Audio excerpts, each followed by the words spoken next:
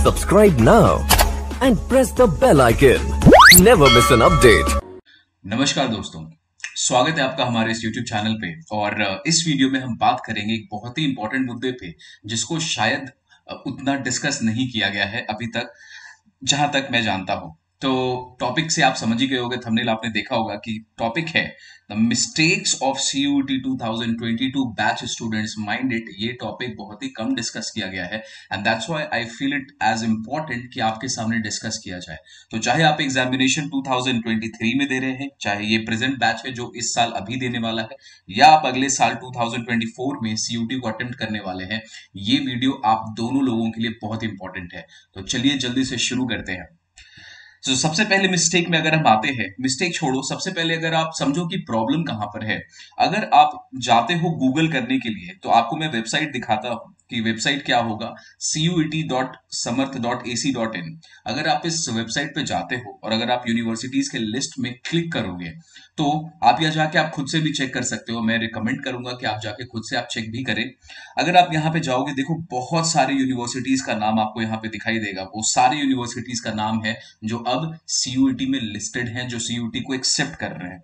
उसमें से हम एक यूनिवर्सिटी को चूज करते हैं जो सारे लोगों का बहुत ही फेवरेट होता है and that is Delhi university. जी हाँ बच्चे, दिल्ली यूनिवर्सिटी के लिए काफी, क्योंकि ये कॉमर्स का प्राइमरी फोकस चैनल है तो कॉमर्स के बच्चों की ज्यादा बात कर रहे हैं हम।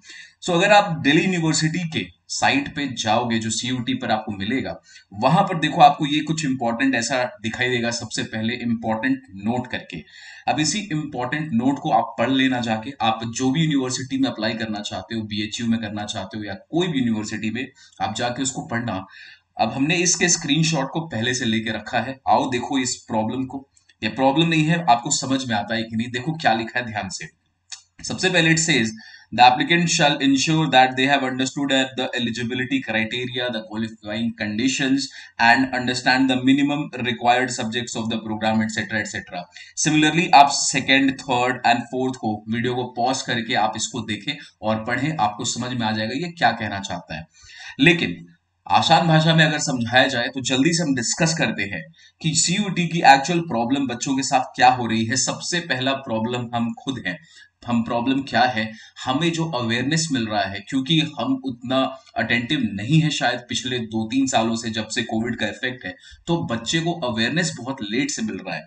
जब आप अवेयरनेस मिलता है, जब आप डिसाइड करते हो कि आपको अब CUET देना है, तो आपको लगता है यार अब तो सिर्फ 1-2 महीने बचे हुए हैं या 3-4 महीने बचे हुए, हम करें तो करें कैसे।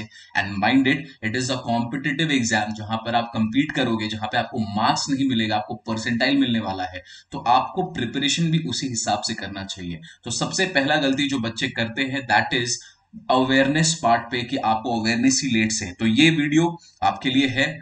जो बच्चे अभी 12th में उन्हें तो पता होगा, उम्मीद करता हूं कि आप लोगों में से बहुत लोग CUET दे भी रहे होंगे। जो बच्चे अगले साल देने वाले हैं, ये उनके लिए भी खासकर बहुत ज्यादा इंपॉर्टेंट वीडियो है। ओके, तो लेट अवेयरनेस, सोना बंद करो, जागो और मेहनत करो अपने करियर को बिल्ड करने के लिए। सेकेंड पॉइंट पे आते हैं। Second point is very interesting, the selection of subject. तो आपको पता होगा कि CUET में आपको बहुत सारे कॉम्बिनेशन ऑफ सब्जेक्ट्स ऑफर किए गए हैं। जैसे मैं आपको एक बार रिमाइंड करा दूं, हमारे पास 3 सेक्शन है CUET में, सेक्शन 1, सेक्शन 2 एंड सेक्शन 3।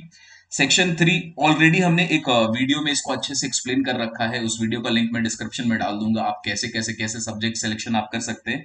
तो हमने 2 वीडियो पहले बना रखे थे CUET पे, फोकस्ड वीडियो है, आप उसको देख सकते हैं। तो अगर आप सेक्शन 1, सेक्शन 2 और सेक्शन 3 तीनों को साथ में ले लें, तो उसके हिसाब से जो CUET आपको ऑफर कर रही है 2023 वाले एग्जामिनेशन में, मतलब ये वाले एग्जामिनेशन में, आप 10 सब्जेक्ट्स तक चूज कर सकते हो कॉम्बिनेशन में। अब अगर आप सोचोगे कि ये जो 10 सब्जेक्ट है ये कैसे है, ये कॉम्बिनेशन आप पे डिपेंड करता है। आपने लैंग्वेज में एक चूज कर लिया, डोमेन में आपने 4-5 चूज कर लिया, या आपने जनरल टेस्ट भी चूज कर लिया। अब ये जनरल टेस्ट क्या होता है, डोमेन क्या है, ये ऑलरेडी वीडियो में हमने डिस्कस कर रखा है, तो मैं उसे अटैच कर दूंगा, आप उसके देख लेना डिस्क्रिप्शन में।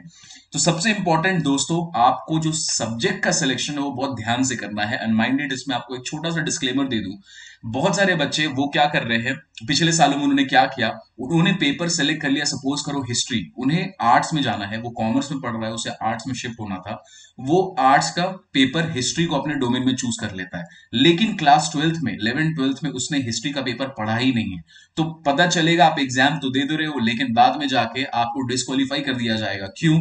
आप वही पेपर्स पे एग्जाम दे सकते हैं जो आपने अपने क्लास 12th में पढ़ा था, आप कोई नया पेपर चूज नहीं कर सकते हो जो आपने पढ़ा ही नहीं है क्लास 12th में। तो इस चीज का बहुत ध्यान दें, ये गलती काफी बच्चों ने की थी पिछले साल। ठीक है, तो सिलेक्शन ऑफ सब्जेक्ट में आप अपने कोर्स के हिसाब से डिसाइड करें, यूनिवर्सिटी कौन सा जाना है, उसमें से कोर्स कौन सा सेलेक्ट करना है, उसके हिसाब से आप उनके रिक्वायरमेंट को वेबसाइट पे जाके अच्छे से चेक कर ले, और उसके बाद अपना जो भी सिलेक्शन ऑफ सब्जेक्ट है वो आप डिसाइड कर ले। थर्ड पॉइंट पे आते हैं। थर्ड पॉइंट है हमारा lack of knowledge on how to prepare. Now बहुत सारे बच्चे जो अभी खासकर 2024 में एग्जाम देने वाले हैं या 2023 में भी जो दे रहे हैं, उन्होंने भी बहुत लेट से डिसाइड किया कि उन्हें डोमेन क्या सेलेक्ट करना है, उन्हें लैंग्वेज में इंग्लिश रखना है या कोई और सा लैंग्वेज रखना है, या फिर आपको साथ में जनरल टेस्ट देना है कि नहीं।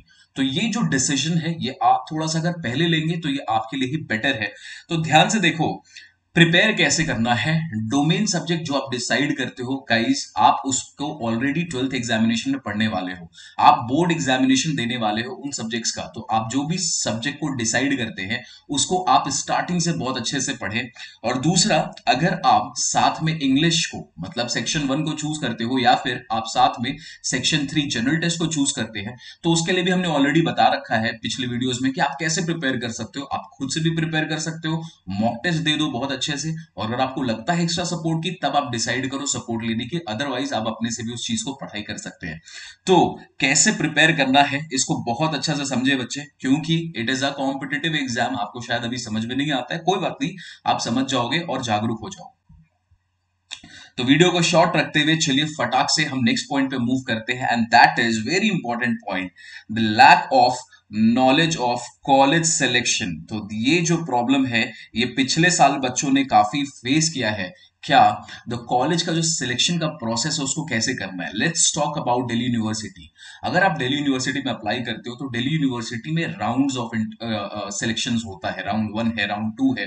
तो इसमें बहुत सारे बच्चों को पता ही नहीं था कि राउंड्स में सिलेक्शन भी होता है। कुछ बच्चों को, जो सपोज करो आपको पहले राउंड में कोई कॉलेज मिल जाता है, आप उस कॉलेज से सेटिस्फाइड नहीं थे, बट आपके पास ऑप्शन नहीं था तो आपने उसको चूज कर लिया। लेकिन राउंड 2 निकलता है, राउंड 2 में आपको ऑप्शन मिलता है, आप अपने बेटर कॉलेज में अपने आप को माइग्रेट कर सकते हो, लेकिन आपको ये बात पता ही नहीं थी, तो आपने इस चीज को जाने दिया, और आप बाद में जाके जब आपको पता चला किसी दोस्तों से, तो आपको जाके बहुत रिग्रेट हुआ। तो please be mindful. I am primarily talking about Delhi university, other universities में चांसेस कम है, बट दिल्ली यूनिवर्सिटीज में बहुत सारे कॉलेजेस होते हैं बच्चों। तो अगर आपको ये सेलेक्ट अच्छे से अपने राउंड्स का अगर आइडिया रखा, तो हो सकता है आप जिस कॉलेज में घुसोगे उससे आपको बेटर कॉलेज हो सकता है मिल पाए। तो इस बात का बहुत ध्यान रखें, कॉलेज सिलेक्शन का प्रोसीजर को अच्छे से देखे जाके। Now coming to the last point, तो ध्यान से देखें आखिरी point, lack of knowledge of course selection. Now ये जो कोर्स को बच्चे आप सिलेक्ट कर रहे हैं, ध्यान से देखें, किसी को मन करता है बीबीए में जाना है, किसी को मन करता है बीकॉम ऑनर्स करना है, किसी को इकोनॉमिक ऑनर्स करना है, किसी को बी ऑनर्स इंग्लिश ऑनर्स करना है। जो भी आपको कोर्स डिसाइड करना है, आप अच्छे से उस कोर्स को डिसाइड कर ले, और उसके रिक्वायरमेंट को आप वेबसाइट पे जाके चेक करें, पूरा क्राइटेरिया फुलफिल करें, और तभी उस कोर्स में अप्लाई करें। नाउ एक चीज मैं और आपसे एक एडिशनल टिप की तरह बोलना चाहूंगा कि बहुत इंपॉर्टेंट है कि आप कौन से कॉलेज से जाके वो कोर्स कर रहे हो। ठीक है, अगर आपको सपोज करो एक बहुत ही अच्छा डिग्री मिलता है, सपोज एक नॉर्मल से कॉलेज से, और थोड़ा सा कम जैसे बीकॉम पास मिलता है, लेकिन आपको वो हिंदू कॉलेज से मिल रहा है या फिर वो श्री राम कॉलेज से मिल रहा है, तो गाइज डेफिनेटली आप कॉलेज को थोड़ा प्रायोरिटी दें, कि आप कॉलेज पे ज्यादा फोकस करें। बट हाँ, it is again an individual and subjective choice, तो ये मैं आप पे छोड़ रहा हूं, आप डिसाइड करो आपको क्या करना है। But it is a suggestion from my experience कि आप कॉलेज पे थोड़ा सा फोकस करें, कोर्स को आप थोड़ा सा माइग्रेट कर सकते हो। बट अगेन ये सारे डिसीजन आप पे होगा, तो आप इस चीज को बहुत अच्छे से डिसाइड कर सकते हो। तो चलो बच्चों, वीडियो को इतना ही रखते हुए मैं उम्मीद करता हूं कि ये जो गलती पिछले पास्ट के स्टूडेंट्स ने किया, क्योंकि उनका वो पहला बैच था, 2022 वाले बैच के साथ बहुत सारे एक्सपेरिमेंट किए गए थे, तो वो बैच बहुत सारी गलतियां कर गया, जो आपको नहीं करना है। आपको सीखकर उस चीज को अच्छे से बेनिफिशियल बनाना अपने लिए। तो गाइस, मिलेंगे हम लोग अपने अगले वीडियो में, तब तक के लिए bye bye, take care, and I will see you in the next video. Bye bye.